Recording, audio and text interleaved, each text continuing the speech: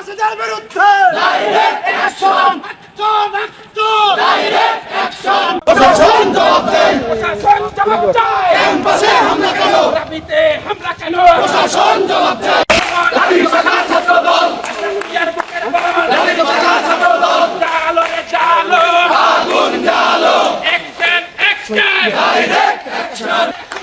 প্রশাসন জবাব দেয়, রাবিতে রক্ত কেন, প্রশাসন জবাব দেয়, প্রশাসন জবাব চায়। বাংলাদেশকে অস্থিতিশীল পরিবেশ করার জন্য ওই ভারতের টাকা আর ওই পাকিস্তানের টাকা জোর করে আজকে বাংলাদেশের প্রতিটি শিক্ষা প্রতিষ্ঠানে সাধারণ শিক্ষার্থীদেরকে সহ ছাত্র রাজনীতিবিদদেরকে নির্মমভাবে হামলা করা হয়েছে।